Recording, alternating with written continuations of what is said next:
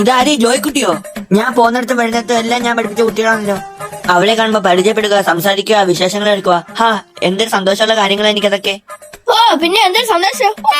അങ്ങനെ കാണുന്നോണ്ട് എനിക്ക് പ്രയോജനമുണ്ട്. ഓ എന്തൊരു പ്രയോജനം. ഇപ്പൊ തന്നെ നിന്നെ പരിചയപ്പെട്ട് അങ്ങോട്ട് പോകുമ്പോ നീ എനിക്ക് ചായ വാങ്ങിച്ചു തരുവേ? വലിച്ച്. ഇത് കാരണം എനിക്ക് പ്രയോജനമേ ഉള്ളൂ. ഉദാഹരണത്തിന് ഇപ്പം KSEB ബില്ല് എഴുതാൻ പറ്റുന്ന രതീഷ്. അതിൽ മൊട്ടത്തല രതീഷ്. അവൻ തന്നെ രതീഷ്. ഞാൻ അവനെ പഠിപ്പിച്ചത്. അവൻ എപ്പോ കറണ്ട് ബില്ല് എഴുതാൻ വന്നാലും 100 രൂപ കുറച്ചേ എഴുതുള്ളൂ. എന്തോ ചെയ്യാനാ. അതേപോലെ തന്നെ ഞാൻ കറണ്ട് ബില്ല് അടയ്ക്കാൻ പോകുമ്പോ കൗണ്ടറിൽ ഇരിക്കുന്ന സന്തോഷ്. അവൻ തന്നെ ആയിട്ട് തന്നെ സന്തോഷം. ഞാൻ എപ്പോ കറണ്ട് ബില്ല് അടയ്ക്കാൻ പോയാലും അവൻ എന്റെ പൈസ വാങ്ങിക്കത്തില്ല. സാർ അടയ്ക്കണ്ട എന്ന് പറഞ്ഞോണ്ടിരിക്കും. അതൊന്നും പറയണ്ട. ഫീസ് വരാമെന്ന നാറി വേറെ ഏതോ സ്കൂളിൽ പഠിച്ചതാ. ഞാൻ പഠിപ്പിച്ചല്ല. നിന്റെ വെള്ളത്തിനൊരു കുറവില്ലല്ലോ. സാറിന്റെ അല്ലയോ കുട്ടി. ഇവിടെ ഭയങ്കര വെയില്. നമുക്ക് താഴോട്ട് നടക്കാം. അതുപോലെ തന്നെ ഞാൻ പഠിപ്പിച്ച കുട്ടികളുടെ കാര്യം വേറെ ഉണ്ട്. എന്തിനാ? ഞാൻ ഇന്നലെ അമ്പലത്തിൽ അർച്ചനയ്ക്ക് പോയപ്പോ അവിടെയും പൈസ വാങ്ങിച്ചില്ല. ദൈവത്തിനെ സാർ പഠിപ്പിച്ചാണോ?